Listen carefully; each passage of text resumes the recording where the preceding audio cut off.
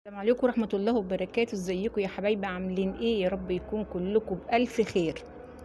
بعدين في الحوارات اللي مش عايزة تخلص دي، حمدي دلوقتي طالع يقول ان في ناس بتبعت له وتسأله ازاي هيتم الصلح، امال ايه اللي انتوا كنتوا بتعملوه ده؟ هو انتوا بتعملوا ترند ولا بتشتغلونا ولا ايه؟ يرد عليهم بيقول لهم ايه بكل غرور بقى: اي حد هيتكلم كده او يبعت كده انا هعمل له بلوك، والناس اللي عامل لها بلوك لا يمكن افك من عليها البلوك. طب ليه كده؟ طيب هو مين اللي رفعك يا حمدي لفوق قوي كده غير المتابعين دول؟ في الاخر لما بيسألوك سؤال ولا عايزين يستفسروا عايز تعمل لهم بلوك؟ لا حول ولا قوة الا بالله العلي العظيم. وبعدين بيقول ان في ناس شياطين، في ناس شياطين مش عايزين انا واخويا نتصالح مع بعض عشان هم مستفيدين. في ناس كتير قوي استفادت من الموضوع بتاعي ده، ان في ناس كتيرة بقى يدخل لها مشاهدات ومستفيدين وعايزين الحرب بيني وبين اخويا تفضل شغالة على طول. محمد طالع بيقول حمدي ده اخويا وليه فضل كتير عليا وانا اتعلمت منه كتير. طب ربنا يهديكم، ربنا يهديكم لبعض، احنا مش عايزينكم تبقوا متخاصمين ولا زعلانين. ده لو كان الزعل اللي بينكم ده حقيقي مش ترند، يعني ربنا يهديكم لبعض. بس انا عايزة اسأل سؤال: هل يا ترى آلاء ايه وضعها في القصة دي كلها؟ يعني انت وحمدي اخوات، اتخانقتوا مع بعض، مسكتوا في بعض، شتمتوا بعض، اللي انتوا عملتوه في بعض في الاول وفي الاخر انتم اخوات.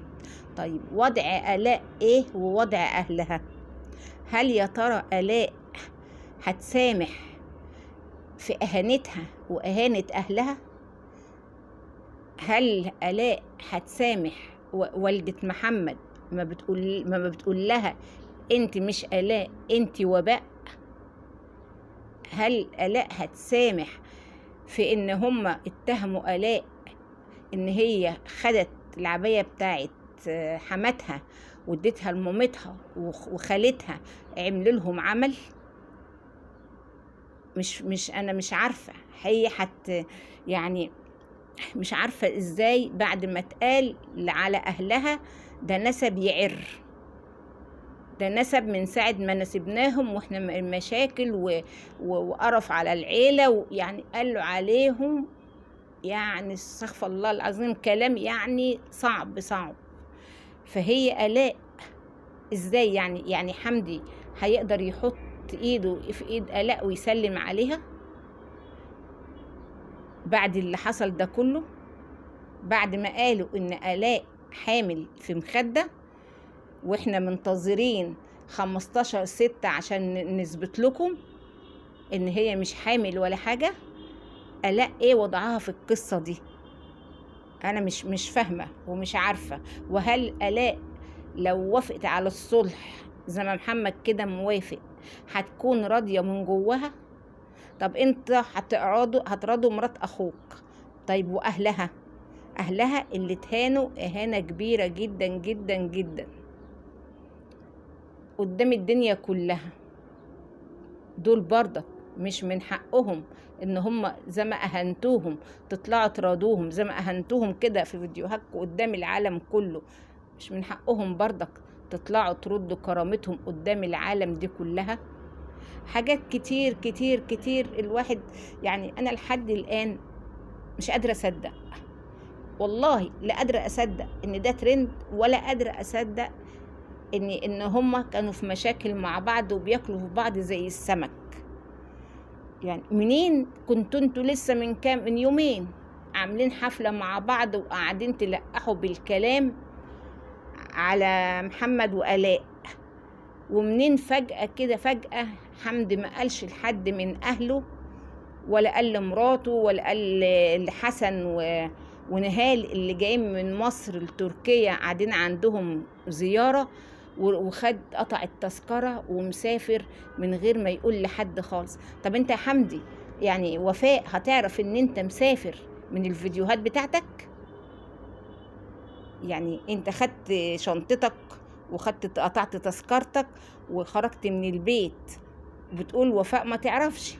يعني هل يعقل ان انت هتسافر من تركيا للإمارات من غير ما تقول حتى لمراتك وفاء، هتتفاجئ كده ان بفيديوهات نازلة بتقول ان انت دلوقتي مسافر الإمارات عشان تصالح اخوك.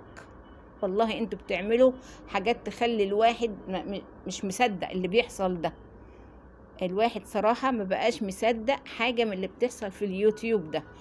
اليوتيوب ده استغفر الله العظيم. يعني مش عارفة اقول لكم ايه، والله ما عارفة اقول ايه. في متابعين بيقولوا انتوا عارفين حمدي راح يصالح محمد ليه؟ لان محمد اخد الإقامة الذهبية واخد تصريح بانه يصور، وغير كده كمان ان في ناس بدأت تخرج وتعمل الغاء اشتراك عند حمدي، ناس كتيرة، وبقى ايه اللي بيلغي عند حمدي بيروح عند مين؟ عند محمد. فانا مش عارفة صراحة، مش عارفة الكلام ده صح ولا لا، الله اعلم، بس ممكن، ليه لا؟ وبعدين حمدي كمان اكيد متضايق وزعلان ان الفيديو اللي كان بيحضر له يوم السبوع بتاع بنته الصغنونه اللي لسه مولوده، اسمها ايه؟ اسمها مسك. السبوع بتاع مسك ما طلعش ترند، ودي حاجه غريبه، يعني حاجه غريبه. حمدي على طول المواضيع المهمه عنده بتطلع ترند. ايه ده؟ السبوع اللي بيحضروا له بقالهم مده كبيره ما طلعش ترند. فالواحد مش عارف يعني ايه، الواحد مش عارفه، يعني انا مش عارفه ايه السبب اللي خلى حمدي فجأة كده جري، يعني بدون اي مقدمات. ده انتوا لسه امبارح كنت بتشتم اخوك ومبهدلينه وعمالين تلقحوا على محمد وتلقحوا على آلاء، ولسه بتفكروا في 15/6. 15/6 ده اللي اقول لكم، 15/6 ده اللي حمدي بيقول ميعاد ولادة آلاء مرات محمد. طب انا افهم يا حمدي، مرات اخوك حامل، مرات اخوك مش حامل، يعني مال حضرتك في الموضوع ده؟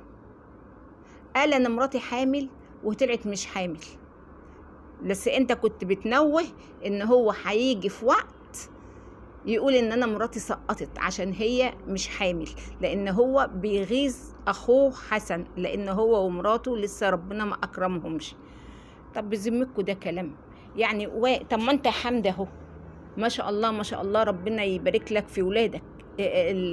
مسك دي الستة، وعملت ما شاء الله احتفال وصورت وعملت وجبت نهال وجبت حسن وجبت مامتك وكلهم موجودين جايين بيحتفلوا معاك.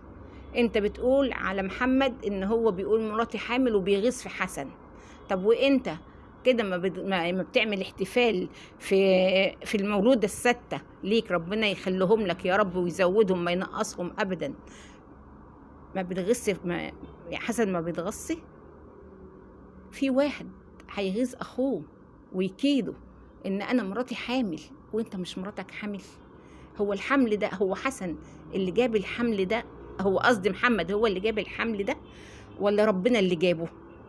حسن ومراته نهال لسه ما ربنا ما اكرمهمش، ده ربنا، مش شطارة منهم ولا شطارة من محمد ولا شطارة منك ان انت تجيب 6 أولاد.